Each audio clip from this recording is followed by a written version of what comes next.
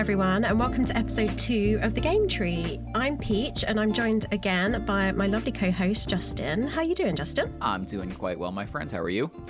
I'm okay, thank you. Happy New Year as well. Happy New Year. It's so nice to be back. And thank you to everyone who's listened to episode 1 and given us such lovely feedback. It's been really nice knowing how much you guys have been enjoying it. So that's always good. Good feedback is a good thing. Rumor has it. Mm-hmm. But yeah, the feedback has been really great. And we appreciate everybody's kind words. And we hope they please continue to give us good feedback. We'll keep going anyway. It's fine. But today we're not alone. I'm so happy for us to be joined by a streamer and content creator who is a dear friend of ours. It is the amazing TanookiBomb. It's Hi. my turn to talk. Hello. I'm so nervous. I'm just quietly watching you talk. But hi. Hello. So for anyone who doesn't know TanookiBomb, he is most often known as Kiki on Twitch. Real name Craig, but I've always called you Kiki. Yeah, everybody knows me as Kiki now. I feel weird calling you Craig. Yeah, so, I was in a stream today and someone was calling me Craig and I was like, that's not my name anymore. That's not my name. I've changed. I called you by your name. Well, first of all, you don't like the way Americans say it. So yeah, I'm probably always... why I have the nickname in complete honesty. It's just because whenever Americans say my name, it's like, Greg? Craig? No. Craig. And you're like, what did you call me? And so ever since that moment, I'm like, Kiki? Yeah, if anyone says my name's Craig, I star on them. It's just typical rule of thumb. So it's been about a month since we recorded episode 1. And Justin, I feel like you're going to give me a really long list of games, but I was wondering what new games you've been playing since we last spoke on here. So right before we started this podcast, I was like, I need to come up with a list of things that I've been playing. And this time of year for me is always very stressful. It's when all the games come out. And since I have another podcast where I do a Game of the Year show, I try and play as much as possible. So I'm going to just run down the list very quickly of all the things that I've played. And then I'll pick a couple of them to talk about that I've been enjoying more than others. So since Hit us with them. Yeah, since we last talked, I've played. I actually started Assassin's Creed Valhalla on our last show, and I got to play some more of that. I started Spiritfarer, Scourgebringer, Call of the Sea, Destiny 2 Beyond Light, Superliminal, 13 Sentinels, Aegis Rim, Haven, Lithium City, and Star Renegades. Not many. Is that it? Yeah, not Is that that many. it? That's it. In addition to playing a decent amount of Call of Duty and Warzone. He said duty. I said duty. Duty. Yeah, so a lot of these games are short little experiences, and some of the ones that I've started are actually longer than I thought. Let's talk about Spiritfarer, which is a game that I really think you would enjoy. I still got it sat in my Switch library. I promise you I'm going to play it soon. I really want to. It does tend to be one of those games that you download and stare at and then go, not today. No, one day, but not today. I have a lot of those games where I stare at them and think, I'm ready to start. No, not yet. One day, though. One day I'll be glad this is installed on my hard drive. You should put it in your little black book. In your calendar. Get ready. Make a day. Make it Spiritfarer Day. Spiritfarer Day. Yeah. I will. I will do that. I will do that. So 2 weeks from now. Spiritfarer is a management sim where you've replaced Charon, who ferries souls on the river Styx, and you have a cat, and you're this cute little girl. And you have a boat that you need to build out, and all the souls that you're collecting are these like hooded figures until you get them to come join on your boat. And then once they join your boat, they turn into talking animals. And you need to kind of like help them reconcile whatever's going on, and as they're on this like in between life and death, and then bring them to the gates where they pass on. It's probably one of the nicest looking games I've played in years. It's hand drawn. It's just got a beautiful art style. It's very beautiful. Like just the music, beautiful, the scenery, beautiful, the animation's all great, and the things that you're doing are really good fun. Like if you liked Stardew Valley, you will probably enjoy this because it gets very management heavy fast. Your boat is traveling on this giant body of water and you're traveling from place to place, but you actually have to travel.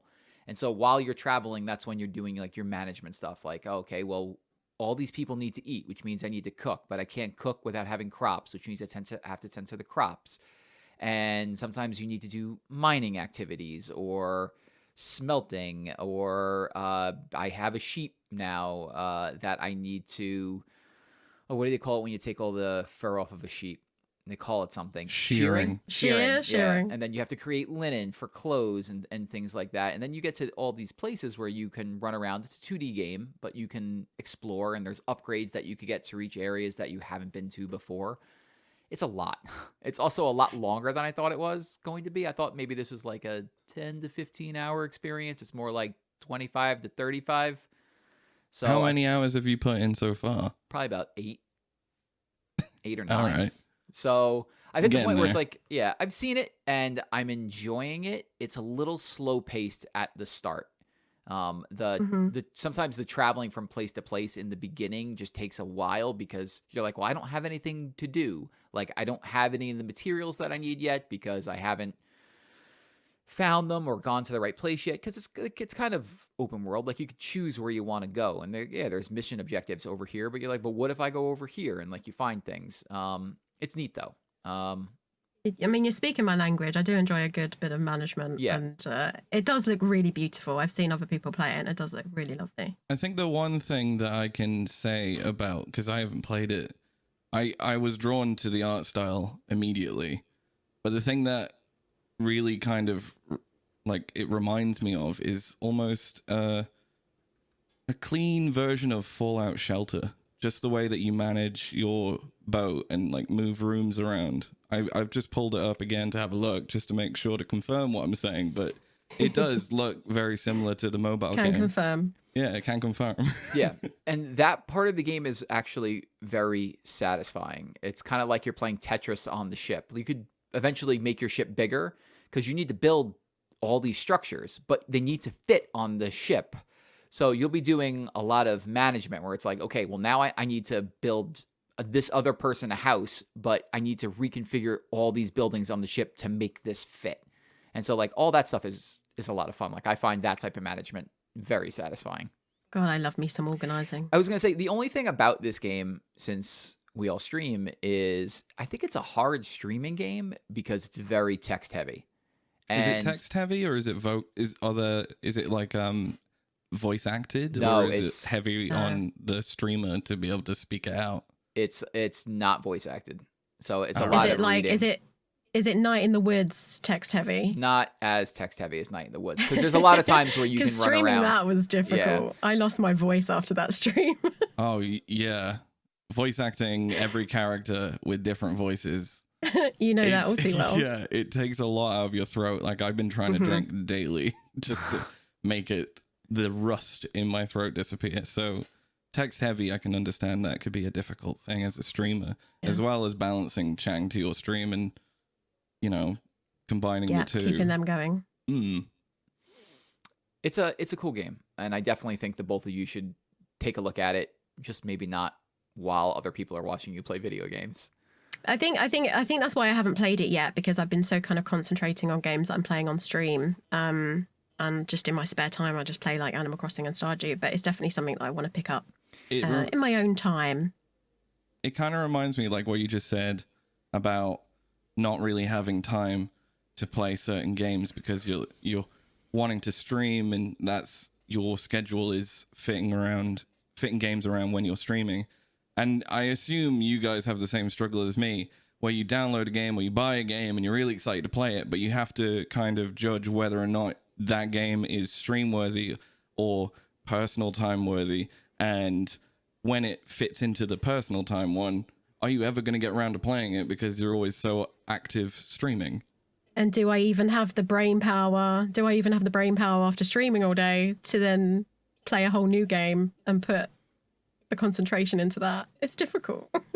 The good thing I would say, though, with Spiritfarer, which is kind of what Justin was talking about, that management system. It seems like one of those games that, yeah, you can get lost in the world and doing these missions, but like moving the houses around, to me, that can be one of those bedtime sort of, just before you go to sleep, you just, I need to fit a house in, so I'll just pull out my Switch and do a little bit, and hopefully that'll tire me out, and then I'll go to bed. We'll tuck it out. Yeah, tuck it out, turn the light off, pat on the head, tuck me in, move my houses around for my villagers. Yeah.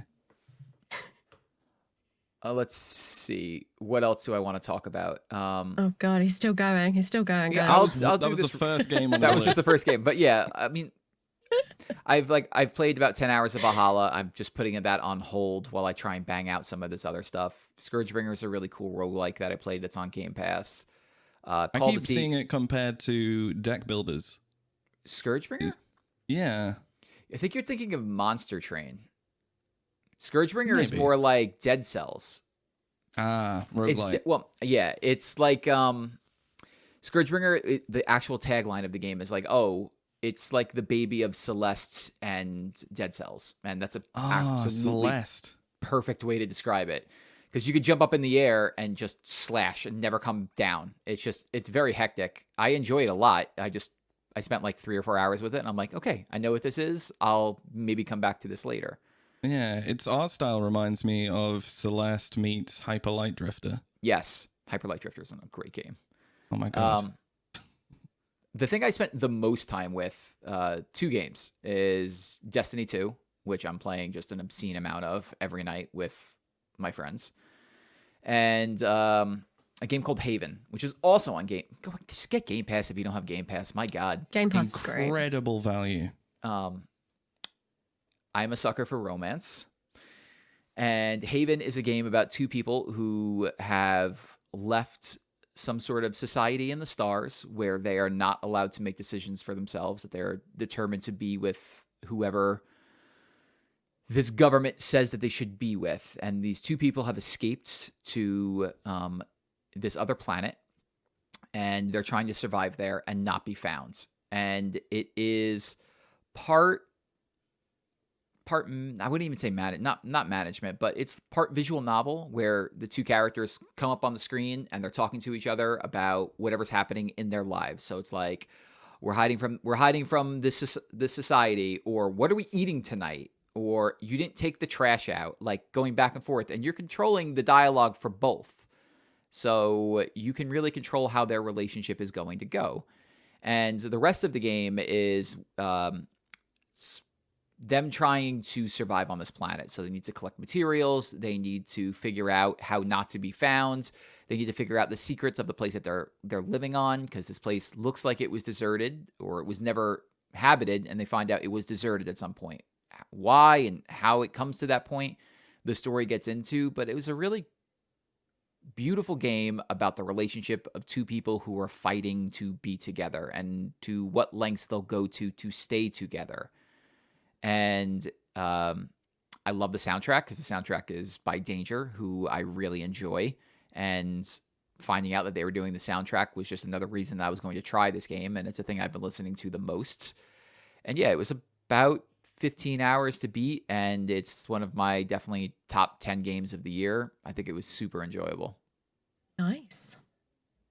I don't have to talk about the rest of them. They're all those games are also Sure. pretty cool. I don't really have much to add on the Haven, apart from I remember following it closely for a while on Instagram. The name eludes me at the current time. I've been trying to find it while I was listening to you. I searched Haven and art, and it came up with the Haven holiday parks that made me giggle a bit. I had to keep that in. I wonder what he was laughing at. But the art style to me was the main reason that Haven seemed so appealing. And it's kind of got like that Persona 5 where the characters come in and they're having that dialogue. And I just remember keeping up with the process of the game, because the artist who did it was someone I followed on Instagram. And because of that, I've been interested in playing it. And the combat's turn-based, right? Yeah, it has turn-based combat, which is, I mean, the game comes out and tells you like, hey, you could drop this to the easiest difficulty, but this is not a difficult game. And it really, it's not. The combat's just there to give you like a little flavor of something else, but Just to keep it alive while we explore yeah. the relationship between the two. And so it's mostly just about that. And so the combat was, you know, you could basically sleepwalk through it for the most part, which is fine. It's not why I'm there, but sure, it gives a little added flavor to the world. It's interesting because I think with the turn-based combat, the only thing I've really seen of the game is a trailer in which the combat was quite heavy in it. Obviously, it was focusing on the two of them, but it was showing the elements of the game. And the one thing that made me question playing the game was during the combat, they spoke for every single turn. They like attacked an enemy and they did a quip every single time. And I was like, if I play that game and they quip every single time, I'll be like, wow, they're either so into each other that they have to flirt at every fight, or I'm going to get really annoyed at this. Yeah. It's funny because when I had started playing the game, you had told me that. And so for every combat encounter, every time there was combat, I was like, this is what Kiki was talking about. So it's definitely still very there. Your turn. You're up. Let's go. Impress that's me. Irritating. I mean, if combat isn't so prominent in the game and it is focusing on that relationship building, playing it easy, I suppose, would allow you to get past that. And everything I've heard about the game is that the story and the relationship is the key thing about it. Yeah. The thing that makes it such an awesome game. So if you can fly past the combat, then I'm way more intrigued into the game than I was before. I think since it's on Game Pass, just launching it and watching this like beautiful hand-drawn animation that brings you like kind of up to the title card of the game is just worth launching on its own, because it is really great. And then play the first hour. And if you're not into it in the first hour, you're going to know, because that's what the remaining 15 hours or so is. Yeah. Okay. It's gotten great reviews. Yeah. 9 out of 10, 8 out of 10. 72%, it's not bad. But yeah. Game Pass, It does look very it's pretty. basically free. It's great. Game Pass is so cheap, and I always recommend it to everyone. All right, It's crazy cheap. I'm going to quickly mention one more thing that I started yesterday, just Go for it. because it's not something I would usually play. So a couple of weeks ago, there was the Game Awards, and the Game Awards, it's the award show for video games with Jeff Keighley, and there was the best story category, and there was a game that popped up that I had heard about in months past and then kind of forgotten about, and it's called 13 Sentinels Aegis Rim. Oh, that's the anime game, right? Yes. I've heard amazing things about it, but it just gets lost in a sea of anime games. So Yes. I'm with you on that. My intrigue on that since seeing it in the Game Awards. So I had heard that this game is just bonkers. It's a Vanillaware game, and so Vanillaware, their last game was Dragon's Crown on the PS3, which I think also came to PS4, and they are beautiful games, just beautiful animation, but they love them some titties. Oh my goodness! If they can draw, Don't we all? if they can draw boobs, they will make them so comically large, it's ridiculous.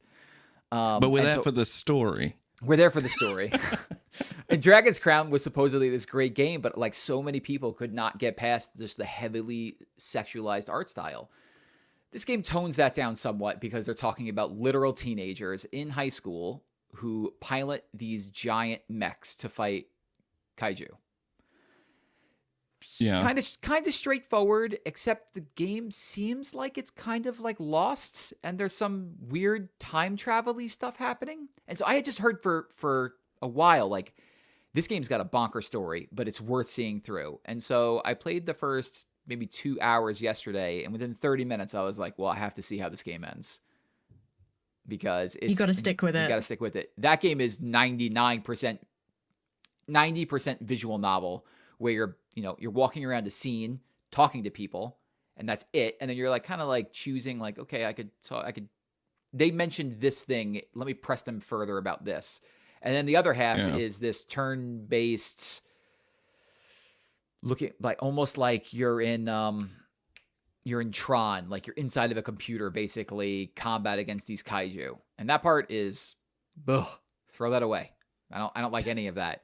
Focus But on the visual novel. This weird story that's going on about time travel and these mechs and these characters and these teenagers about who are in these mechs, it is weird and it's got my attention, and I'm going to definitely see that through. But it's like I said, it's not something that I would usually play, and it's caught my attention.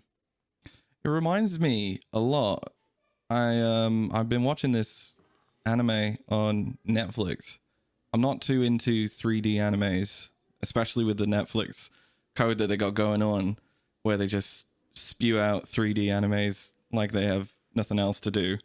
But there's this one called Revisions, where these characters pilot mechs and they fight creatures of sort, and there's time travel element, and this game is literally sounds exactly the same as that. And because I've watched that anime, I'm like, okay, I need to play this game now.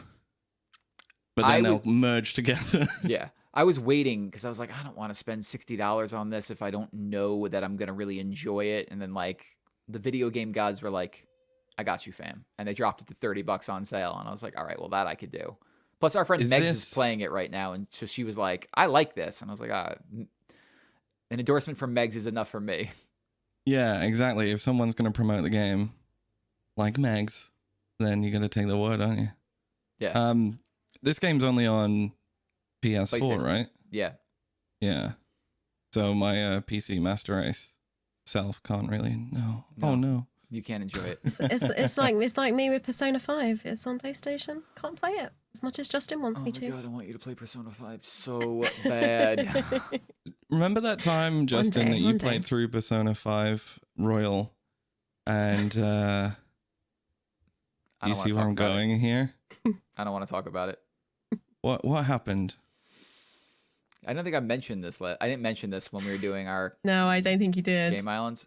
So yeah, I played Persona 5. I mentioned that as one of my 5 games. And the reason I would also be fine replaying Persona 5 is because Japan is weird with their DLC. And since Royal is kind of DLC for Persona 5, but they just embed it into the game, there are certain things that you need to do to see that content, which I did not know. So I spent 80 hours playing the game and then found out I missed the other 30 extra hours that I could have had. So you basically played Persona 5. I played Persona 5 with some extra characters that I could talk to here and there. But yeah, I missed about 30 to 35 hours of extra content from I can Royale. imagine there was a Justin Overwatch moment there. Pure rage. So I went into my Discord because there was friends of mine in my Discord who were kind of like guiding me along the way. And I was like, why would you not tell me? They're like, we didn't want to spoil it. And I'm like, that's not a spoiler. Like if he had said like, this character you have to have at relationship 10 by this date. And I was thinking like, okay, if I want to max this character's relationship status out, I have to do it. And I got them to like 7, but I never really found that character to be super interesting. And then that character leaves the game. But if you don't max out that character relationship by November 10th or whatever the date was, you don't get to see the extra content. It's just gone. But the game never gives you that warning anywhere. So it's like, That's cool. crazy. If I want to go see that entire other story, which is supposedly very good, I need to replay the entirety of Persona 5. And you do have to put a lot of hours into that game. I played 70 and I'm not even... I think I'm just over the halfway mark. Yeah, I just get lost in the world and I don't go and do the dungeons or whatever. I just spend my time batting cages and eating food. I mean, that's sounds like a great time. That's the best way to spend your time in Persona. Yeah. I'm charismatic as hell. I was very angry about that for like a solid 3 weeks. And people still don't let you live it down. I had let it go, and now Kiki has brought it back and put it back in front of me where I could sit here and stew about it again. I'm here to prod you. That's basically my job. That's what he does. That's what I do. Yeah. All right, well, now it's my turn to prod you. So, oh no. My friends, what are some of the things that you've been playing of late that you would like to talk about? Oh. is this for me to take? I mean, I only really have one new game to talk about because that's Peach, you take it. I so rarely, like I said before, even if it's in my own time, I so rarely pick up new games these days because the games I play are kind of mostly just on stream. But I started playing Graveyard Keeper, which I've been wanting to play for ages, and people always recommend it to me because they kind of compare it to like a cursed Stardew. Stardew with graves. Stardew with graves. Yeah. And aside from the fact that there is a very, very small tutorial and there's a lot of complicated things that you have to know and remember, aside from that, I've really, really enjoyed it. So the kind of the story is you're just this guy who has like a dream, I think, and just ends up in this town and he has no idea where he is. And he's just like, okay, but can I go home now? And he's like greeted by this skull on the floor called Jerry, who tells him that he's like now a graveyard keeper. That's Jerry. kind of Jerry. And yeah, this donkey comes along and drops off a corpse every so often, and you have to do an autopsy on it and take out its blood and all of those things, and then you bury it, and like the graveyard is kind of in a sorry state, and you have to update it, renew things to kind of get it to like a good state, and the bishop judges you on it, and it's really weird when you say it out loud. It but does sound very tragic. Yeah, it really does. It's like Stardew's a kid's game, right? And this kind of looks like Stardew. Stardew is not a kid's game. It is. It's not a kid's game. If Stardew is a it's kid's got a game, great if Stardew's appeal a to kid's kids. game, then I'm in trouble. Oh, Justin, I'm with you on that. I can't play Stardew. I fail at every hurdle. Yeah, but Stardew. Well, Justin gets drunk when he's playing Stardew and flirts with all of the NPCs. So There's a specific one he flirts with, and they usually crush his dreams. Oh man, that was painful. We don't talk about that. You know what's really funny was I was at work today and I didn't have Peach. I didn't have you up on my main screen. You were like behind another window, but I had my headphones on, so I was listening to the stream. Blasphemy. And I don't know how many terrible. times you said today, my faith just isn't high enough. My faith is not strong enough. And I'm like, what is this stupid game that she's playing? And I clicked over and I'm like, oh, it's Stardew with dead people. You plant the dead people like crops, and then you give them to your friends, and they hopefully will like it. That's what I got out of the game. No, you are so wrong. Oh, man, Literally replace the plants with dead bodies, just do and you that. have the same formula. I mean, they make for good fertilizer. They do. Jerry, here's a skull. I know you really like skulls.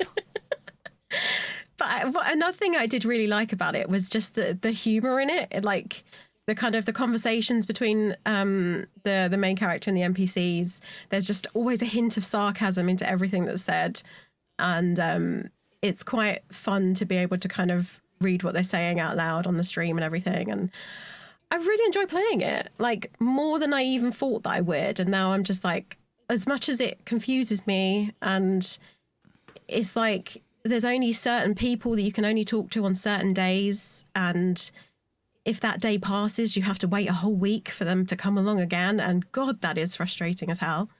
But over time, I'm kind of picking it up more, and I'm enjoying it. But that's literally the only new game I think I've started over the last month. Have you ever played?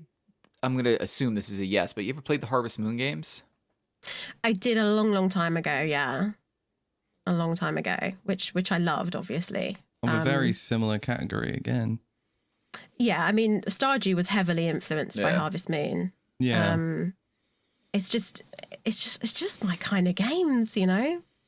Just like them a lot. There's the other one as well. Is it Rune Factory? I see people who play in these circles of like Stardew and I never so played on. it. I actually I never jumped on that wagon. But from what I've seen, I guess it looks like my kind of thing. It's very much more kind of anime style. But I tell you one that is pretty good. That's similar in that kind of realm of like farm management and planting and all this sort of thing is it's on Game Pass again.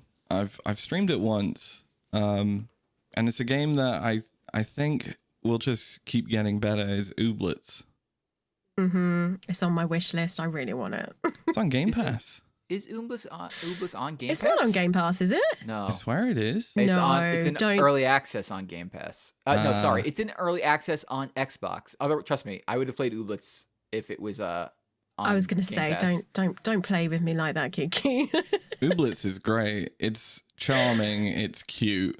It's kind of like there's, if I remember correctly, there's like a card element to it where you do dance battles. Yeah. It's kind of Pokemon-esque where you collect different Ooblets. You join a club. You customize your character, and you farm manage, and you plant and grow and develop the space where your house is. And it ticks so many boxes that I don't know why I'm not playing it again. I've seen people play it, and I really have enjoyed watching people play it. And I'm just like, I really want this game, and I just haven't branched out and got it. You ready for this? Watch this. This is good. What? The next podcast we do, we'll have on a streamer who has played a lot of Ooblets, and they'll be able to talk about it in depth, because I think they've completed all of the content that's out for that game right now. Oh, there you go. Sorry, you got the wrong More streamer Ooblets today. chat. More Ooblets chat to come. More Ooblets chat to come. Yeah, but Stay tuned. I'm interested in that game. You know, a lot with me is I don't really like to dig into early access games. Like, I want to buy them so that way I could support the process of them getting to 1.0. Like, hey, if a dev that I know, like Rogue Legacy is out right now in early access, and I bought it, and I'm not going to launch that game until it hits 1.0. Because, like, I just want to play the finished experience. I'm currently watching a doc right now on the making of Hades, because that was the first game that Supergiant launched in early access. And so the doc is obviously completed. But while they were working on the game, this doc was being filmed and coming out like every 3 or 4 months or something like that. And you see just the differences between when the game first started in early access to like the 1.0 release. And like, as cool as it would have been to know and see, like, okay, I'm seeing what Hades is, but there's a lot more that's coming. I think I know I would prefer to wait till 1.0. So same thing with Ooblets.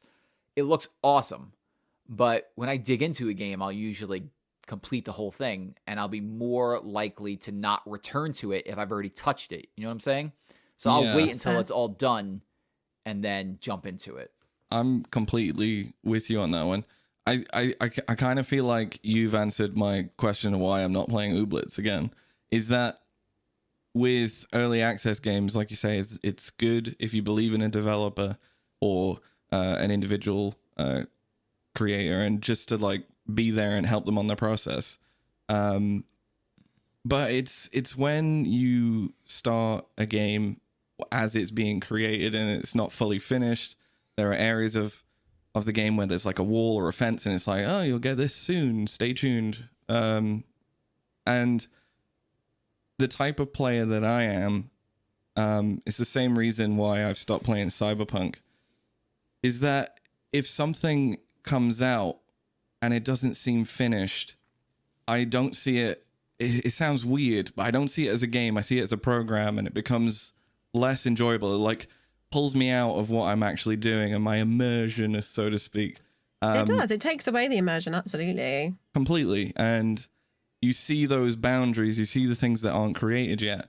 And I think there's a type of player that can forgive those things. I typically find it with like a completionist almost, that they will check every nook and cranny and make sure everything's done. And during the development process, they can be there and see that place and then come back to it later on. But the kind of person I am, I got busy hands, so it'll be like I'll be playing that game. As soon as I come across something where I'm like, my immersion's ruined a little bit, my excitement for it has come away, and then something else will pop up and it'll take me away completely, and then I just won't return to it because I've been hit by this wall barrier of the process, the early access, and then I just won't come back to it. But I know there's players that do that, and I think you have one next week.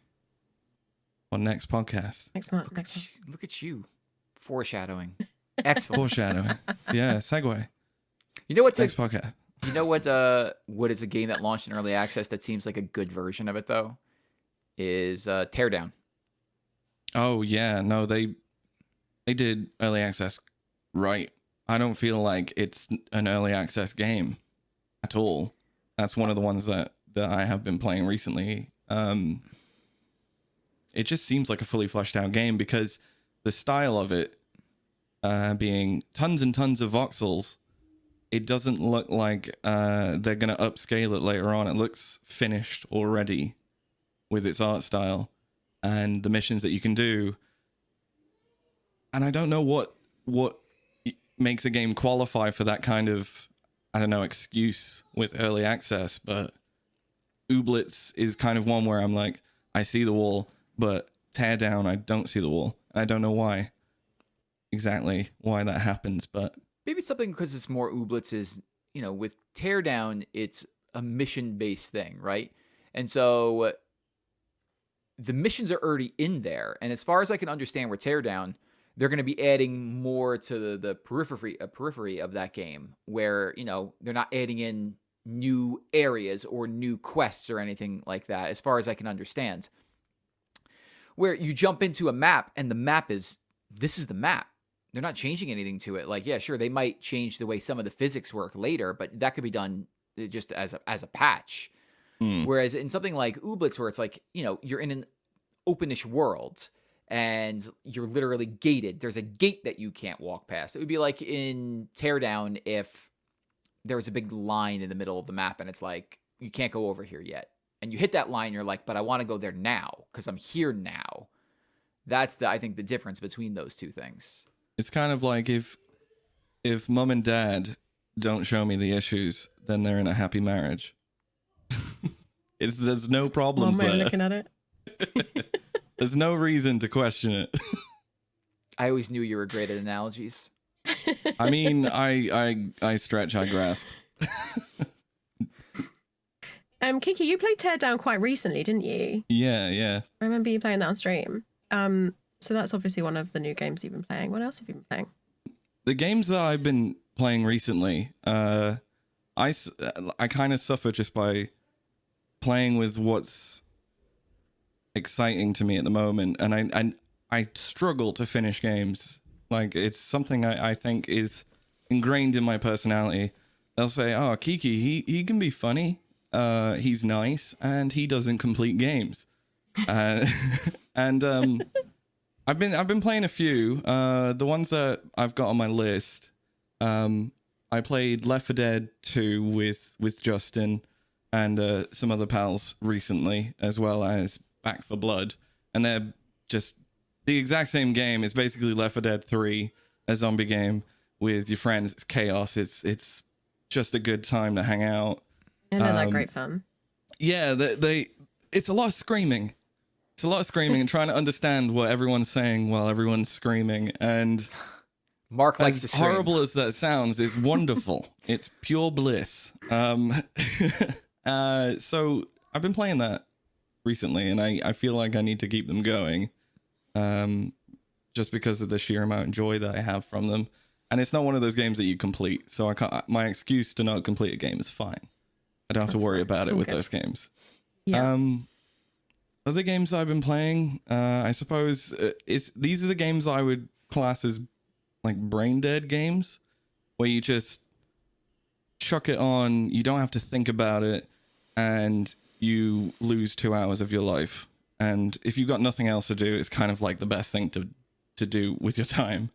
And that's NBA and Black Ops, the Cold War, which I thought I wasn't going to buy at all. And then FOMO struck, and I bought it.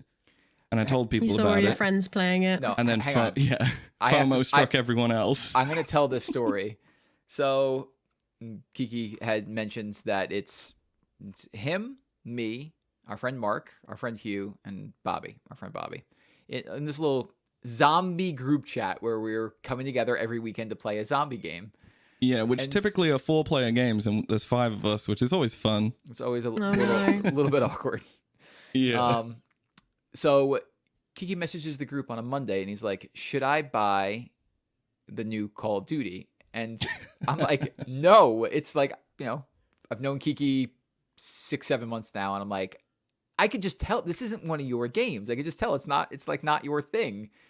And our friend Hugh was like, no, I don't have it. And me and Mark are like, and Bobby are like, we have it. It's fun, but like, there are other Hugh was things that we straight could up play saying together. he doesn't want it. Yeah. Hugh was like, I'm not buying it. It doesn't look like a fun game. So we have a talk, and we're like, we should play World War Z instead because it's on Game Pass. It's free. We all have Game Pass. We should just do that. And Kiki's like, okay, good shout. 3 hours later, he's like, I bought Call of Duty anyway. Yeah. It's the thing where if there's a spark of excitement and you mix it in a glass with FOMO and you put it down and you go, okay, well, I've been advised not to because we have other alternatives and they'll be fun. No doubt that we'll have a blast at World War Z when we play it. But it's just there.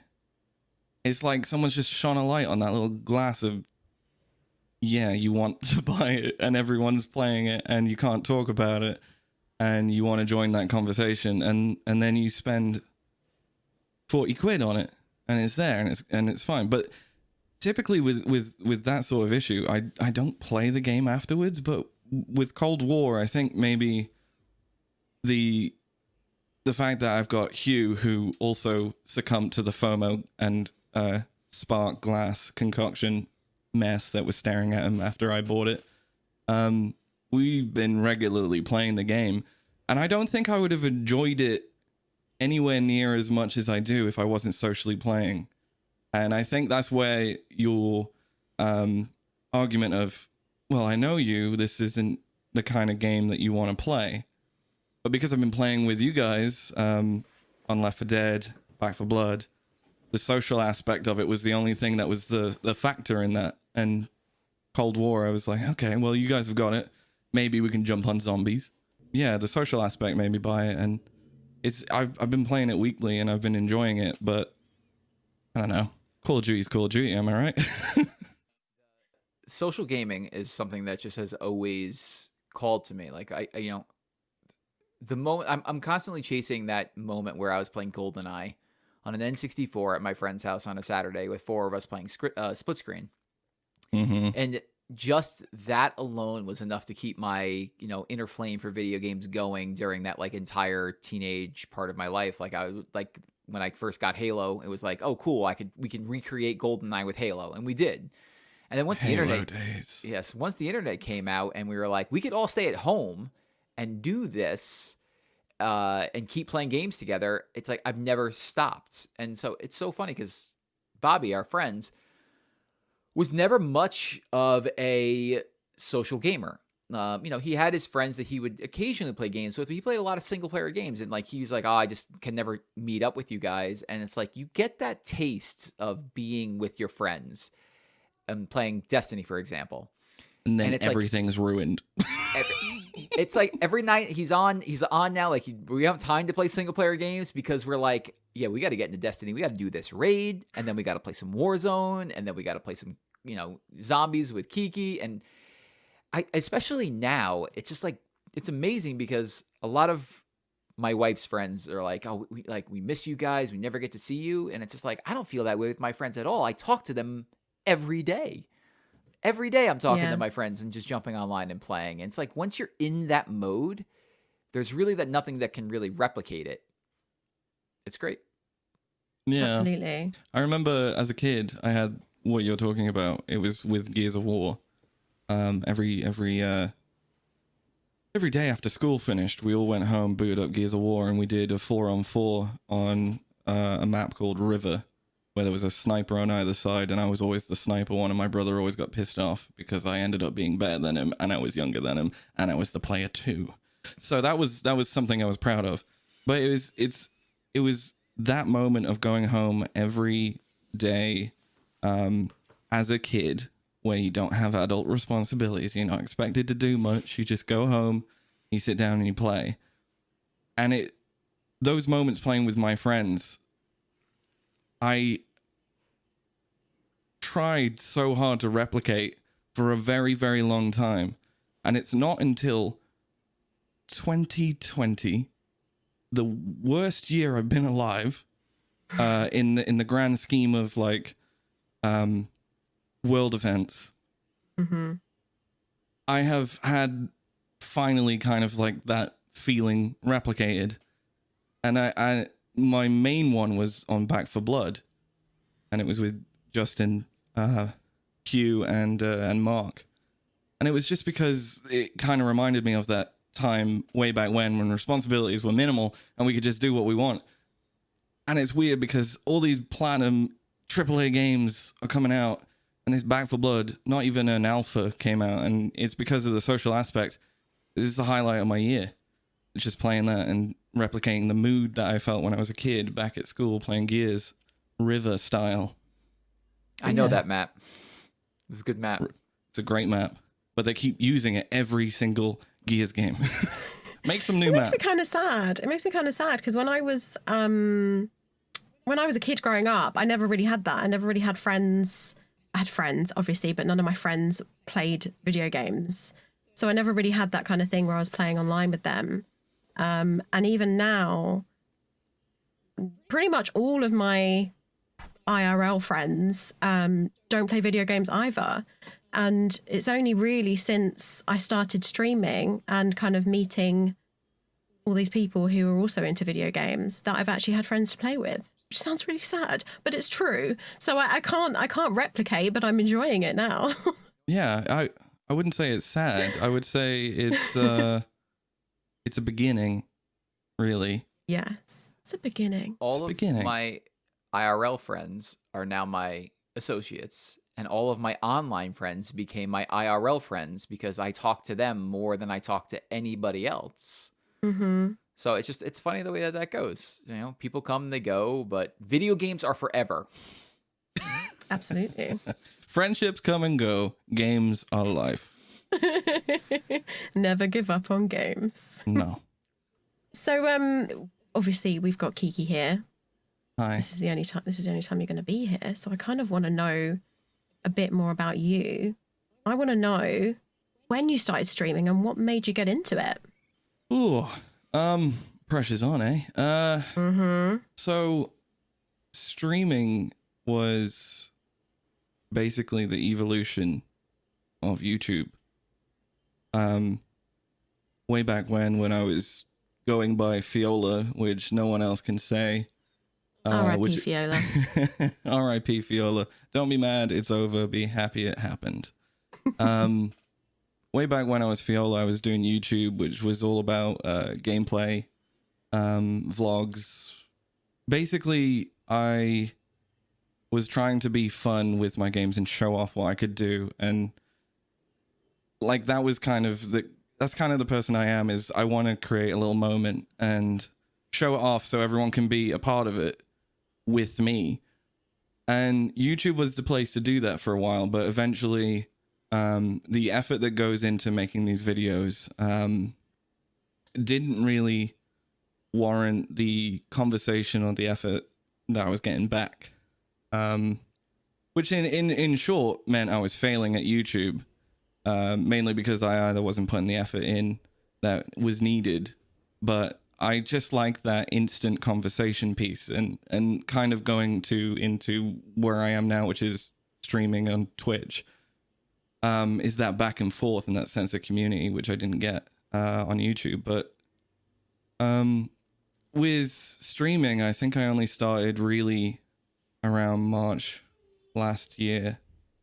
I think that's when I hit affiliate. I'm not sure. Pretty much the same as me.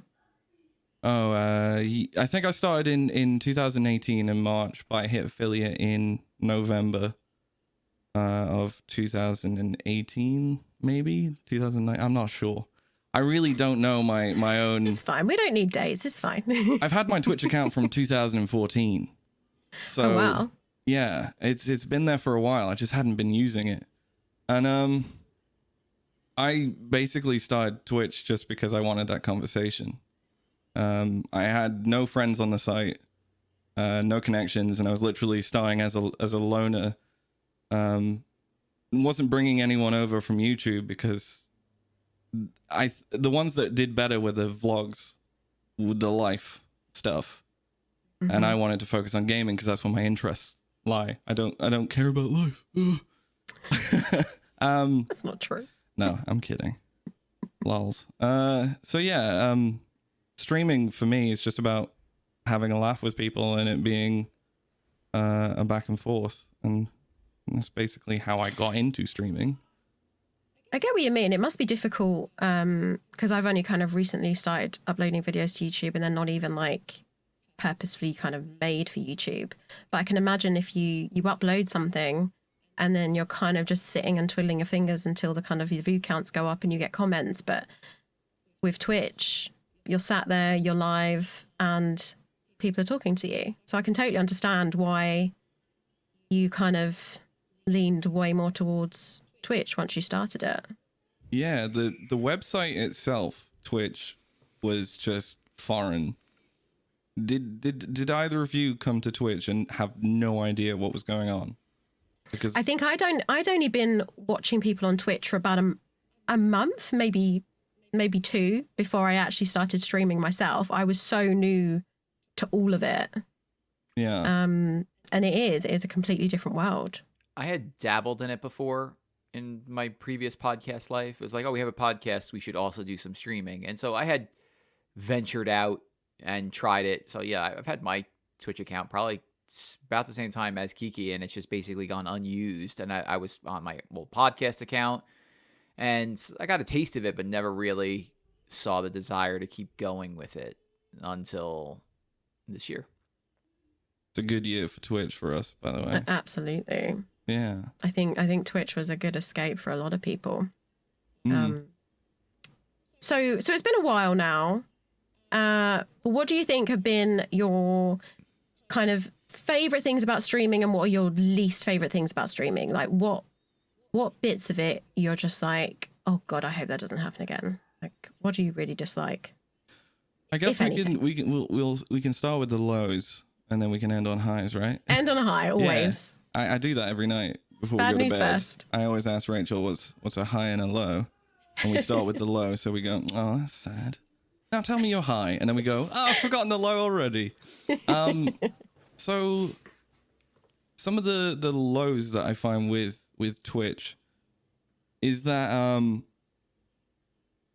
working a 9 to 5 and streaming outside of that is a lot of people managing, energy management, and trying to find a balance where you are who you are, and in your energy's there, you're streaming because you want to, and you have the energy to actually do it rather than just show up and wing it, because I've tried winging it, it doesn't work. Nope. And my advice to anybody who's streaming is, if you really don't want to do it, but you feel obligated, just take some time to figure it out and then come back. Like, don't feel obligated. It's about you, and that's the main thing. So it's like the low is Twitch can feel like a race, which is tiresome. And when you're doing a lot of other things, sometimes you literally don't have the energy to keep up. Another thing that I used to struggle with, which I think I'm fine with now, and that's kind of like going full circle to YouTube days, is that during a quiet stream, it feels very, very quiet. It's very disheartening when you've finally found time, you have your energy, you sorted a schedule, you're ready to go, you hit that button, you go live, you talk, and no one talks back. It can be disheartening, but I find that with every low, you kind of have to figure out a way to turn it into a high, or something that you can at least work with. And now when I'm streaming, I try to stream as though I'm making a YouTube video, and that the energy will be in some way, I suppose, rewarded or at least acknowledged, as long as I'm giving it and I'm putting it out there at some point. So if it starts low, then, you know, turn the view count off. Don't pay attention to the chat and just really find parts of the stream that is going well and focus on that. So like dance like no one's watching sort of thing. It is so difficult. Honestly, when you're sat there playing a game and you know people are there and you're kind of talking away and just hoping that someone will start talking to you, it can be really demotivating. But I can't remember who said it, but I think it was a tweet maybe. And someone said, people lurking in my stream when they're just kind of sat there, they're watching me, or they've just got me on in the background and they're not talking, rather than seeing it as a bad thing, see it as a kind of comforting thing that they want to listen to you. They might not be able to kind of participate in the chat and talk to you, but they're enjoying listening to you, whether they're just working, whatever they're doing. And yeah, just to look at it as a comforting thing that they still want to hang out with you. And that's the kind of way that I try to look at it now. And that helped. Yeah, with that in mind, like the lurkers and the general quietness, it's not a bad thing if someone's there anyway, because the most valuable currency that we have as people is our time. And if someone is willing to drop a bit of that time on you in any shape or form, it's a good thing.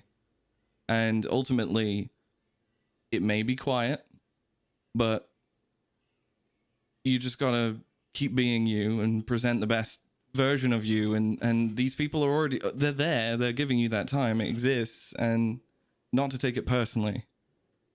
Because life happens. Like sometimes I'm cooking and I'll have a stream on, and I don't expect them to think Craig, Kiki, is not paying me any attention and so on, because that's a silly mindset. I've got you on, I'm giving you my time. And I try to apply that to anyone that even remotely shows up in any shape or form. Yeah, absolutely. And I'm always lurking in people's streams, but I just like to kind of support them anywhere I can when I can't talk to them. It's all I basically do, especially when I'm watching you guys across the ponds, is when you guys are streaming, I'm at work. So it's 3 a.m. when you're streaming. Yeah. When I'm streaming, you guys are asleep. I'm not. I'm there. No, actually, the both of you are actually awake. Yeah, we're tired in the morning. Most people in your situation would be asleep, but you guys are awake. But yeah, like as a viewer of those streams, I always feel bad. Like, I'd love to jump in there and say something, but sometimes, like, life gets in the way. And so, like, I had a friend come back and like have their comeback stream today. Our friend Swift. And like, I jumped in and was just like, I have a crazy day ahead of me, but I want to let you know I'll be lurking. And like, I didn't say anything for the rest of the day, but like, at least she knows that I was there to, support in whatever way I could. And that's nice. All right, now hit us with the good stuff. Yeah. Lay it on me. The good stuff. Oh, okay. I don't have any of those. Sorry, it's just a low. No. Well, we've touched on it already, but the main highs for me with streaming is the social aspect. It's the social gaming that comes from it. I've made relationships with folk that now I can play games with that I've been searching for my entire life. So to make these bonds that feel larger than Twitch is the greatest gift. And it's the thing that I love about streaming, is that someone completely new, doesn't know a thing about you, stumbles across your stream, says hi, you say hi, and then all of a sudden you're podcasting with them. That's like the best thing about Twitch. You put yourself out there and there are people like you, and that's my favorite thing, is the social aspect of it. As a creative, it's where I get to put all my personal creative energy into. I get to float the my interest of playing games with the things that I like to create and make and turn it into it's TanookiBomb. And I think that's wonderful because it's like an itch that needs scratched, and getting the creative side out on Twitch is a wonderful, and it's an easy way to do it, I think. You're so good at the creative stuff. It made me laugh because I think it was your stream the other day. Someone came in and was just like, "Your production is intense," Yeah. or they said something along those lines, and I was just like, "But that's it though," because that's if you've never watched a TanookiBomb stream, You should. the production is incredible. Like Kiki's creativity is amazing.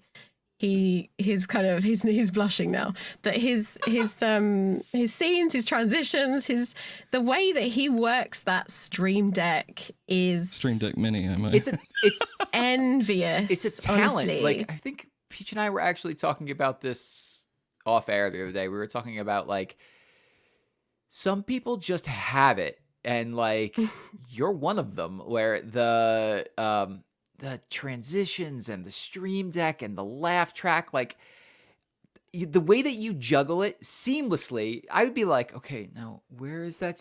Okay, I'm gonna hit the laugh track or the golf clap, and this is like, some people just like have that thing about them that you do, and it makes your stream so super enjoyable. It's the sound effects. It's the comedic timing of zooming into your face. Oh, the zooms. It's just great. It's great. It's great.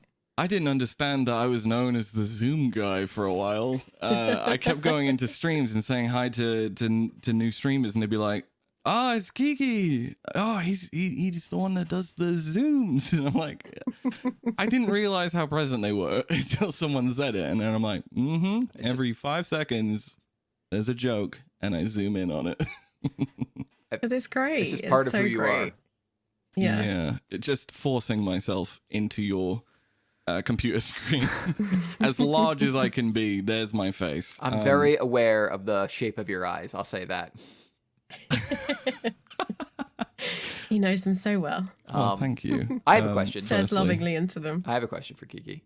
So, I mean, we talked about the highs, we talked about the lows. You've been doing this very regularly since, we'll say, about, let's say, in 2020. I would say 2020 is the year that I decided to actually go for it and try it out. I think it's I don't know if it was around March that I actually decided a schedule's a good idea. Yeah. I will try and do one, and I'll stick to it rather than I have 2 hours here.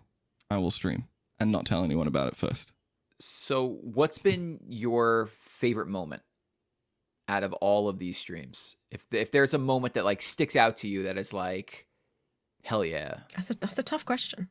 It really, really, really is. And I have had, I don't know, weeks to prepare this answer. And it still doesn't really stand out to me because, like, the joy that I feel on each stream when anybody turns up. Like I say, the time is the biggest currency, the most valuable currency that you can give. If someone turns up and just says, "Hey, how's it going?" It's the little things all combining together that really stand out to me. And I could say this about my last 2 streams. So I don't know. I feel like a Labrador, and across the street someone's just shone something shiny in my face, and that's the thing that I can remember, just the shiny thing, not what I was doing before. And with streaming, I can't remember anything really, except for like the current regular thing that's going on. And I'm playing Minish Cap, and just the shared jokes that is going on with my character, the Link character. I've called him Spleen, and I don't know, it just feels like a sense of pride that I can make a joke and it's taken away from me into a thing that the community owns almost, and everyone's just screaming Spleen, and it's stupid, and it's all sorts of lock us up sort of thing. Like, it's just mental. And I don't know. It's always feeling to me being a part of something and feeling accepted by that something. And I mean, there's been occasions where if, I don't know, life has gotten tough during 2020 or something like that. And then all these strangers that are now friends have rallied around and just been there. It's more the people rather than the streaming, in all honesty. That is my favorite thing. And I don't have a specific moment. I just have people turn up and say hi, and I just lose my shiz. It's the best. I will allow you to have this very heartfelt and beautiful cop-out answer. And It is a cop-out. And instead, I will tell you quickly what my favorite stream you've ever done was. Oh, go for it. That is good, because this is exactly what I need. I said this before we went live with the podcast. I don't remember the things that I like until someone tells me I've liked them, and then I go, holy crap, I loved that moment. Yeah. One word. It's Krimla. Oh God, I don't know who's best Krimla. suited to tell the story, me or you. Krimla, yeah. So that was a funny moment. That was the funniest stream moment you've for ever me. done, I think. So for context, I've had this chair for a while, and on stream I covered it in like googly eyes and drawings and turned it into a character. And then when that got old, I took them off. And when I took those off, it made my chair all gross and horrible, and it like flakes apart now. So I have like plastic on the back of my neck. So I would cover it. And for a long time, I used a towel. This towel was white, and it was just there. I just put it on the chair. And for some reason, I decided to draw on it. I don't remember the reason why I drew on it. I can't remember why you was going to write Crimger's name on it, but I do remember that you were trying to, because your camera was flipped, so you were trying to write Crimger backwards. I so remember now. Crimger is a dear friend of ours, and you were trying to write it backwards, and instead of doing a J, you did an L, so you didn't do the J the right way round, so it looked like Crimler. The reason I put it on there was because the towel isn't attached to anything. There's nothing that holds the towel in place. And when I'm sat down and I'm wriggling around in my chair, every now and then the towel will fall. So I made a joke that I would put an alarm on there. And I don't know why we chose Crim, but we chose Crim. And I wrote Crimla because it was backwards and I suck. And I wrote that at the bottom of the towel. So when that word appeared, it would tell me to like put the towel on properly. Didn't we call it like Crim check or something like that? Yeah, it was a Crim check, wasn't it? Yeah. Little did I know the towel I chose was a wedding gift, and my wife turned up in the stream, and everybody for some reason all came to the same conclusion that Rachel shouldn't know what I had done. And we were all quiet and we were all like hiding away. And lo and behold, the Crim check happened. It just rolled out. There it was. She saw the towel. She saw what I was writing. And I had my ear chewed off for a while. And it was so all mad. on stream. You know what I can compare it to? You know, like when you were a kid and you were at your friend's house and their parents were telling them off and you were sat in the same room and you're trying to like not laugh and look really serious. Your mouth That goes was like what it to was the like. floor. You purse your mouth and you're like, "Ooh, damn!" Yeah, the funny You thing can't is, verbalize it. during You gotta that sit there stream, quietly. I was like, "Oh, she's playing it up for laughs," and then it kept going on, and I was like, "Actually, I She think was she's really mad. mad." I think it was about 4 or 5 streams later that we found out that she's still mad. So God bless you, Rachel. yeah, I don't think I'd sweated any harder, so I was glad there was a towel there. Got ink on my forehead, but it was a tough stream. It was a fun stream for everyone else, and it was one of the hardest ones for me. That was the test of your marriage. That's called content. The things I do for content. I'm always the guy who takes the joke extra and gets sent out. That's why we love you, Kiki.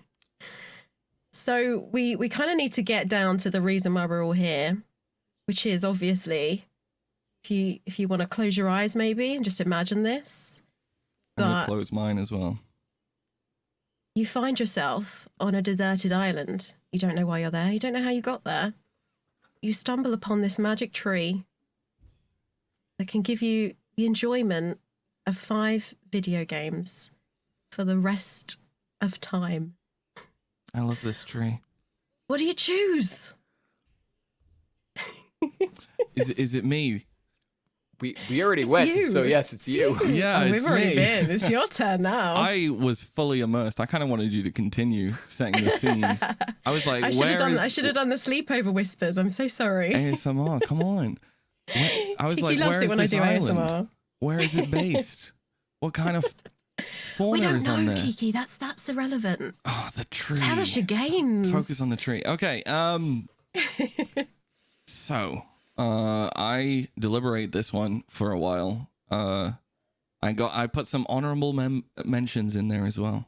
But they won't be coming from the tree. The tree is not that kind. I bet the tree has them, but won't give them to me. Anyway, game number 1, I would say, for me will be Fire Emblem 3 Houses. And the reason I choose that game is that tactics tile-based games are my bread and butter. I will play them as I fall asleep and while I'm sleeping. And then when I wake up, I'll realize I've completed the game and I should restart it. I chose 3 Houses specifically. This was tossed up between Shadows of Valencia on the 3DS, the Echoes one. I don't know if you guys know much about Fire Emblem, but it's... So I don't, but 3 Houses has always intrigued me because the drawn characters were so good that I took one of them and made the icon of her Lanny's picture in my phone. Oh, do you know what character it It's was? the one with the purple hair and the little mark under the eye. Obviously. Oh, what's her name? Oh, Petra. Petra. She's of the Black And Eagles. I kind of wanted to play this game and just never got around to it, so I'm excited that you're talking about it. Yeah, it's basically, I find that Fire Emblem are a 10 out of 10 on these kind of games. There are other kind of games like Final Fantasy Tactics that are similar, but Fire Emblem, I think, takes the cake. Basically, the plot of 3 Houses are you're a teacher at a school or a monastery, and there are 3 houses that take rule over certain parts of the land or like the world that we find ourselves in. And you get to choose one of 3 leaders that will rule their regions. And through it, you can recruit other students from other houses and so on, or you can just true it with the specific house. In this one, there is the Black Eagles, the Blue Lions, and for some reason, I can't remember the yellow ones. But they're cool. It's because I've never picked them and I don't want to. I am too hardcore on the characters in Black Eagles. Especially Eldergard. Oh my god. Anyway, it's a tactics-based game.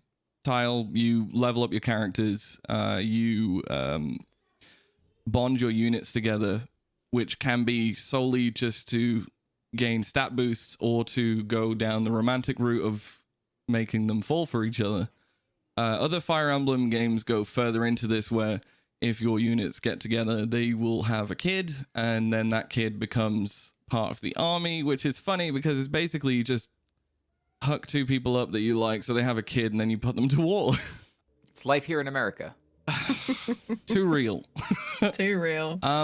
I like these games for me personally, just because I kind of talked about it before with like NBA, that it's kind of one of my drone games where I can just play it time after time after time.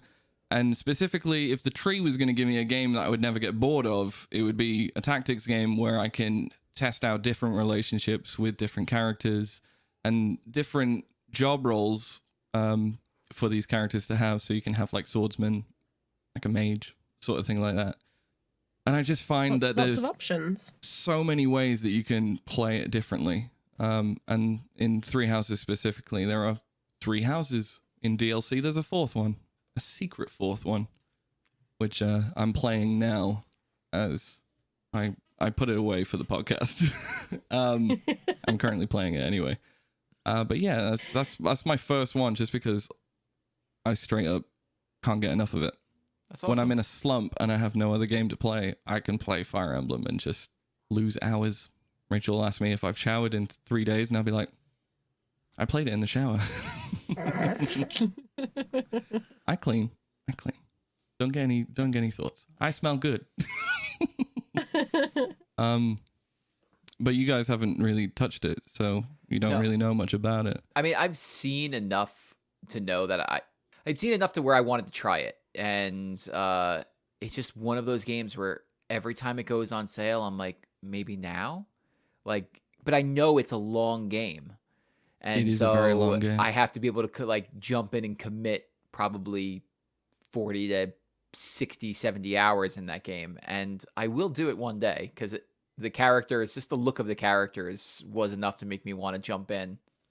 Yeah, the art style is the main thing that drew me to Fire Emblem, especially on the older games. Shadow of Valentia has the best art style of all the Fire Emblem games in my mind, but the characters are for sure one of the main reasons why I like this game over other games. So yeah, that's my first game that I wish the tree to dawn upon me. I've already put in 100 and odd hours, if not 200, and I want the tree to give it to me now, basically.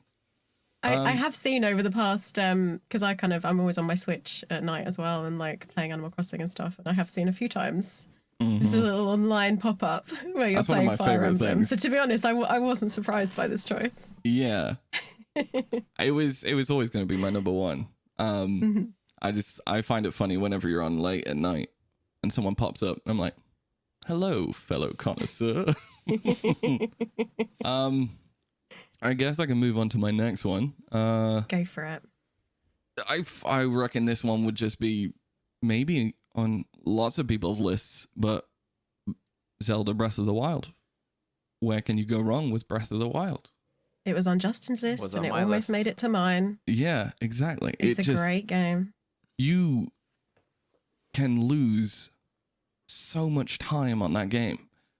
I think going into the 5 games answer, basically I looked at it at games where I can just play it over and over and over again, and not so much like almost my enjoyment of the game, because I do enjoy every single one of these, but it's more that it's that replayability and being able to just jump back in and try something new or do something a different way.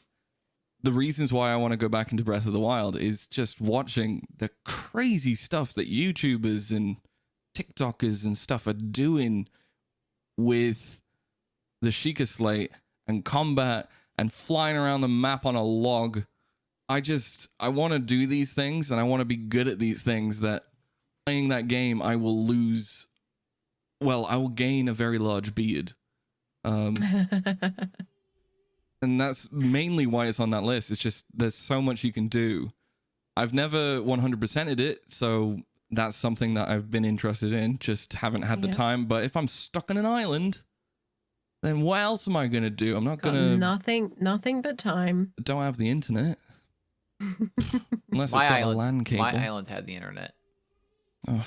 Yeah, so the internet only works when you're playing a multiplayer game that the game tree has spawned. Don't question it. It's just the way it works. Of course, the tree. That tree, Wi-Fi for days, but didn't tell me it's not written on there. At least I didn't see the code. Game 3 Go is for it. Playdead's Inside. Really? Oh yeah. Oh yeah. All right. It's literally an A to B game. You walk left, you walk right, right. and then you get to the end. And then you walk But- left. It was a toss up between Inside and Limbo. I like both games by Playdead, and I can't wait for the next one. And I'm saying this, and Justin's just looking so confused at me right now. Like, what am I really doing? is. Because you talked about replayability. So, like, go on. Explain to me this choice. Let me tell you. Explain. So, for those of you who haven't played the game, Inside is about a boy, and he starts in a forest, and he walks through loads of different scenarios. He goes through a farmland. He goes through forests. He goes through a city which has like people being controlled by like mind control almost. Then you end up in like a room flooded, and it looks like a facility that was used, and it's all destroyed basically. And basically the game explains the narrative through the world. There is no dialogue in it. Nothing that basically I would say tells a story outside the landscape that you walk through. And the reason that I like that is because as a person, like I talked about it before, sometimes I see games as programs if I see like walls and so on. But this one in my mind is so perfect in its visuals and how simple it is that it's everything I would want to make my game like if I was ever to make a game. Because I was dumbfounded by the beauty of the settings. Like there's wood scenes where I felt like I was there because, I don't know, the lighting, the characters, the tension that is built up in those certain moments. I would want to make a game exactly like Limbo and use British iconography. And a lot of times I've been sat there going, I should do that. And then I start taking pictures of landscapes around where I live and signs and stuff. And I'm like, I should make a game like this. And then I just realized that I'm not a game developer and it takes a lot of effort and I work a day job. But I can play that game over and over again. And at one point I was very proud of myself because I accidentally almost got a speedrun world record with all the collectibles. And I wasn't trying to, just because I Wow. know the game. But the thing that gets me about Inside and the reason why I chose it is plain on the fact that I just love the visuals. That's it. I just love the visuals and I love the eerie story. And I could just stare at it for days. I'm going to stare at Appreciate it it. after this. Peach, Yeah. have you ever played Inside or Limbo? I've played Limbo. I haven't played Inside, Oh. but Limbo was. I really enjoyed Limbo. Limbo's I great. loved. It was just so different, and I loved how it looked, and I loved what they did with it, and yeah. Some of the theories about the story of Limbo are the main reasons why I like that game. You start off in a forest, much like you do Inside, and then you run through this entire world. You meet creatures, gigantic spiders, bullies, environmental issues that will kill you, factories, and all this sort of thing. But the theories in Limbo are crazy.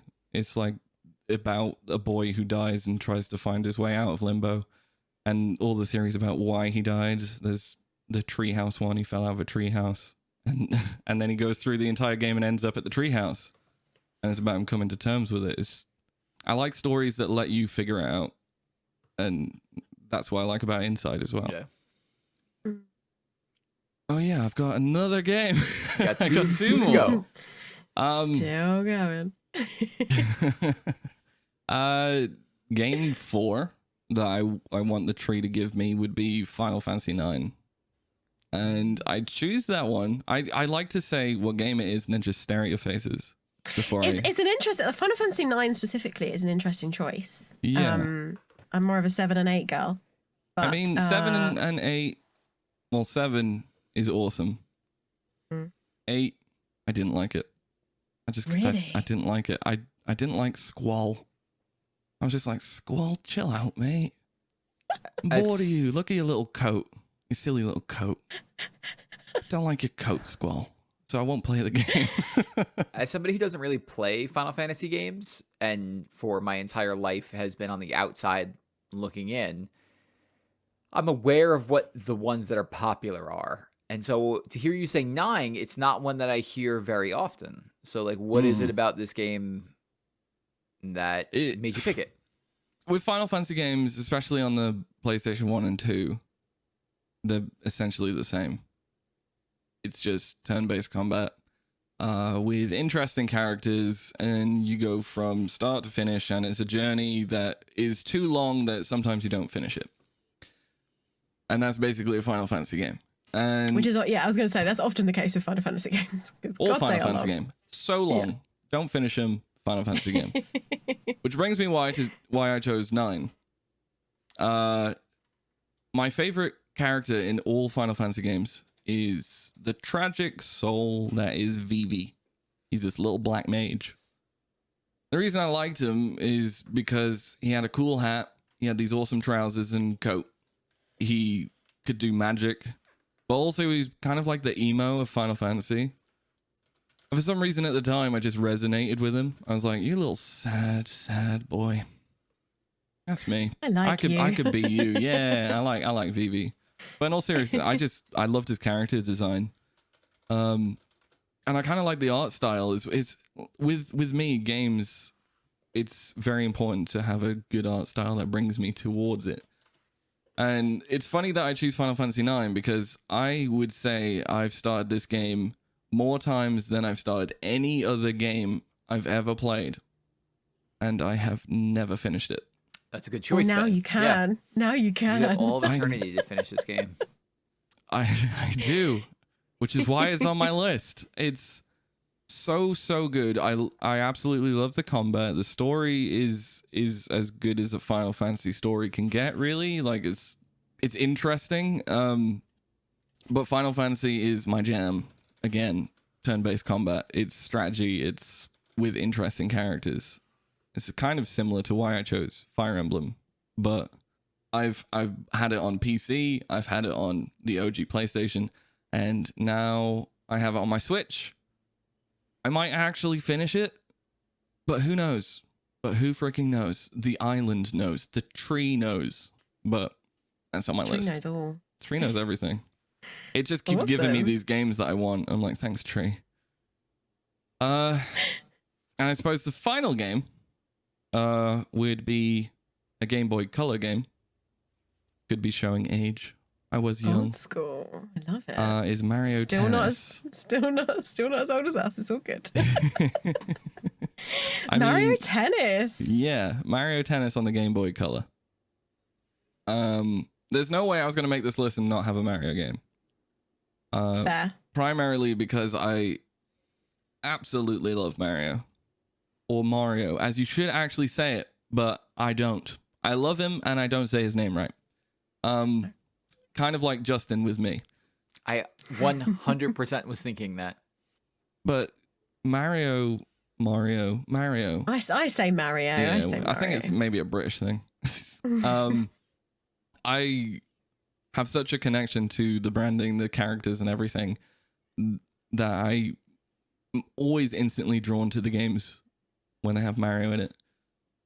Love Odyssey, love Kingdom Battle, which is a tactics game. So totally my jam. There's 64 Mario Kart and Mario Party, but the one that pips it is Mario Tennis for me on the Game Boy Color, because it's just my childhood growing up. Was I would do what most kids do when they have a handheld console.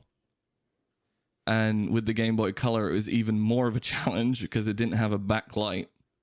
So when the lights went off, you had to plug in a little light that either came with the console and you could just port it in. There was this weird little twizzly the thing. little twizzly lamp. Yeah, we all had it. And they were stupid because they created a screen glare, but it was better than nothing. It was either that or you used a torch or something. And I just have such a soft spot for this game because I would be playing it at night and then my mum would come in and I would hide under the duvet with it and pretend I'm asleep. Pretend asleep. We all did it. We yeah, all did it. absolutely. And this was Yeah. my game that I did this with, but it's such a simple game. But you have like stats, you have abilities, you go against the Mario crew, and you basically go. I think I like the setting of going through a school and graduating, and then kind of like how I like Persona 5. You're in the school and you do other things outside of it, but the school is the setting. With Mario Tennis, you're in a tennis academy, and I don't know what it was, but it's like it felt like going through school, tennis school, and getting better, and then you get greeted by all of your favorite Mario characters. And I used to play tennis growing up as well.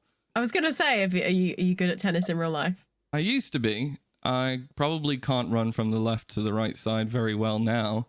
I'd have to be a net player. I wouldn't be very good at a baseline game. Might be a strong, hard hitter, though, because Seps for days, bruh. There's guns. Which way is the beach? And can I take a taxi to it? Because I'm too lazy. Yeah, tennis and Mario combined. Mario's going down, and Kiki will be the Mushroom Kingdom Grand Slam champ again. And it's just the reason I love the game. It's my childhood. It's the epitome of my childhood, and I could play it. It's always about playing it in different ways. And with stats as an ability is kind of like replayability in that sense, where you can be a net player, or you can be a hard hitter, or you can be a baseline player, and then try and take on Mario. And it doesn't go well sometimes. Did you ever play Mario Tennis Aces? Yeah, I absolutely loved it. But I traded it. Yeah. I traded it in. I think the thing that I liked about the Game Boy Color version, and that didn't translate well into the new one, is with older games, I feel like they gave you everything. They went, you can have it all. There's all the characters that you like. There you go. And I don't know if Nintendo did this intentionally, but they did it with Mario Party, where they did it with Mario Kart as well. They bring out a game, Zelda DLC comes out, you get Link on his bike for Mario Kart, and they go, we'll support the game. And then nothing ever comes out for that game again. Yeah. And Mario Tennis had a limited roster. There was no real story mode. I felt like it could have been rushed almost. Like they were like, we have a game series here that people love. Let's cash in on it and chuck out a new game. And the game played really well. I liked how the controls, the gameplay was top. It was great, but it was just, I like a campaign, and there was nothing of that really. It was just play against this person, done, cool, complete the game. It's like, wow. It was almost like a fighting game in a way. The way that you could use your like special moves against each other, and like how you could counter. It felt at times like it was a weird tennis fighting game. Yeah. There would be moments where you think you've played a good tennis play, you do a good serve, you get them in the pocket you want them to, you're about to lay that final smackdown, and then they just have this ability to flick the analog stick and they're over that side, and I'm like, now I have to do that. And I don't want to do that. I want to beat you at tennis. I don't want to punch you to death. And I get that. I think that was just a new way to keep it fresh. Yeah. But that's probably why it's not coming out the tree. And Game Boy Color version is. So they are my 5. Honorable mentions would be Halo and Gears of War. But I didn't think the tree had internet. At least my one doesn't. Oh. It's all how you see your tree. See, like I didn't tell Peach when I was doing mine. I was like, no, mine has internet. It can connect. It's not like we discussed it beforehand.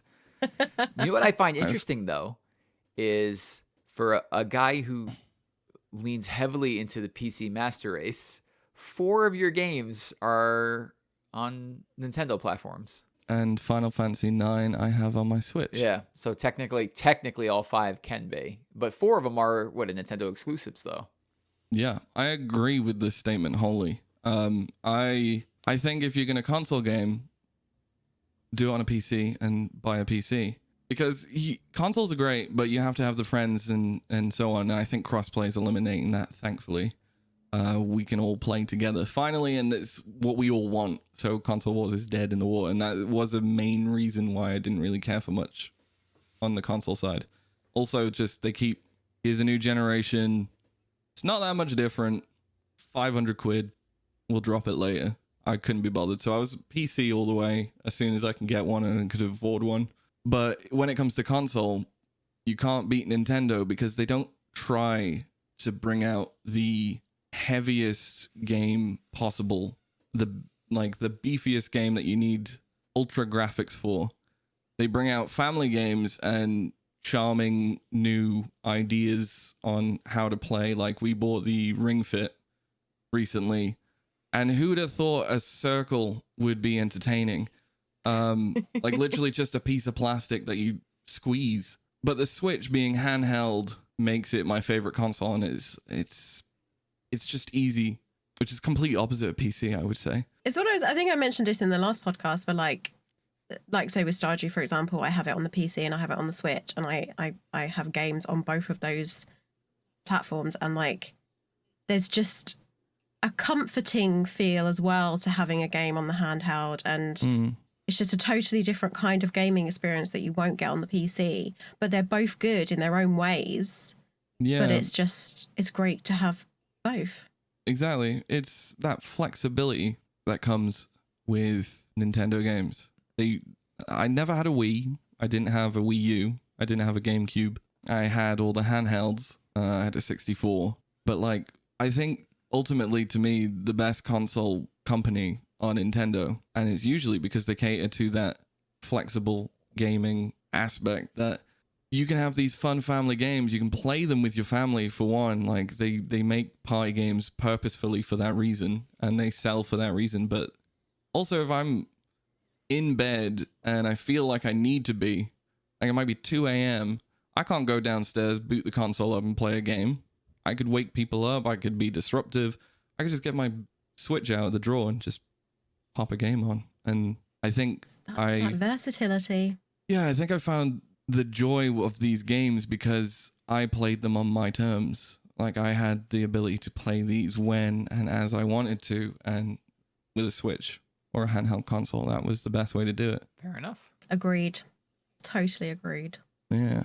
And then we can be in that like 2 a.m. club when a little pop-up comes up and goes, Kiki is playing Fire Emblem Three Houses and should be asleep, but is a naughty boy.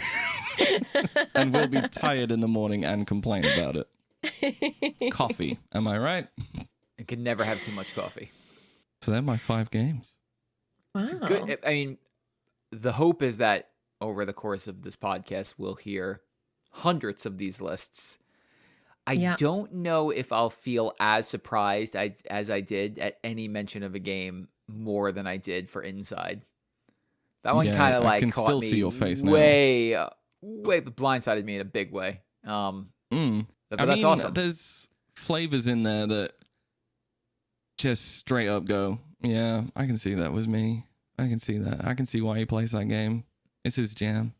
And then Inside is like, it's a personal game, I suppose. And it's a great game. I was very much hoping we would see what Playdead's new game was during the Game Awards. That was like my kind of little bet with Bobby. I was like, I bet you we'll see it there. And I had my fingers crossed. Nothing. My fingers are still crossed. I haven't uncrossed them. They hurt now. I just want to see something. The only thing we've seen from Playdead on that new game is there's like a parachute man or something. And they showed on a that cliff. Like not long after Inside came out. It was like maybe a couple month or two after Inside came out. They're like, oh, this is a piece of image, like an art from our new game. And it's been radio silent since for multiple years now. I've been on Playdead's website, signed up to the newsletter, and like poke me if news comes out, and nothing. Soon. I mean, I have no problem waiting for games. I liked Cuphead when it was announced, like 8 years before it came out, and when it came out, I loved it, and I hated it, and it's very hard, but it's beautiful. Did you ever beat it? No. I played it with my friend Johnny, and then he moved away, and then we stopped playing it. I blame him. That's actually a harder game to play in co-op than it is by yourself. It is it's tough. It's much harder in co-op. Yeah, Johnny would just die and then just sit there and watch me play for a bit. And I would be playing. I felt like I was playing with that extra times multiplier. You were. And yeah, it was tough. Anyway, that was a humble brag. I didn't mean to. No big deal. No big deal. I'm just better at Cuphead than Johnny. It's like, whatever. I mean, I beat Cuphead, so... Oh. Is that because Damn. you were alone, or you just had friends to be there and not move away? No, I played that game 100% by myself, and towards the end of that game, the bosses got to a part where it's like I was loathing them. I was like, I just, because like you jump into that game and it's like kind of like, okay, let me see the mechanics, and then I'll figure it out, and then you beat it. And they kept getting a little bit more and more complicated, and it was like, I don't want to see what's next. I'm afraid of what the next thing is going to be. And yeah, I beat that game on a Saturday afternoon, and I was like, I'll never play this again. Beautiful. I love how he remembers what day. It was a Saturday afternoon. The weather outside remember was it so well. brisk. It was that monumental that you actually remember what day it was. You should have seen me raging at this game for, I'll say, a solid month. They can't be just in rage. It's like pure anger. Yeah. But it comes in small doses almost. It's like, there it is, and it's gone.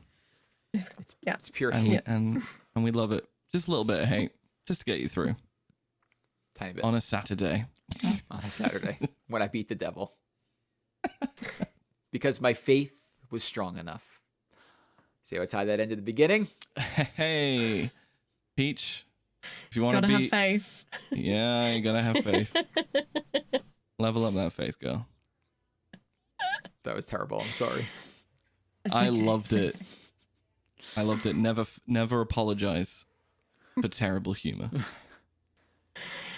Kiki, thank you so much for joining us on the game tree. It's been great figuring out the 5 games that you would choose. Yeah, it's been wonderful. I'm aware that we talked about it before we started, and it's like, we can do around an hour-ish. Is like an hour and a bit is the mark, and we're pushing that 2-hour mark. We're still chatting away, and I'm now trying to wrap things up. I mean, I could just start talk. I'm kidding.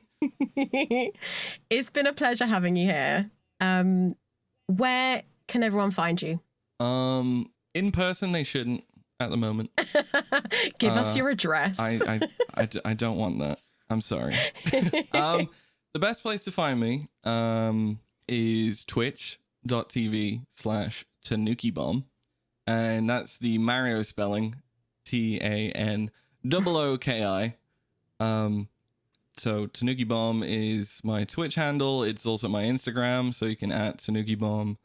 I have a TikTok, which I feel too old for, but I'm gonna give it a good old go. So that's TanookiBomb as well. But yeah, mainly my Instagram and my Twitch are the places to be.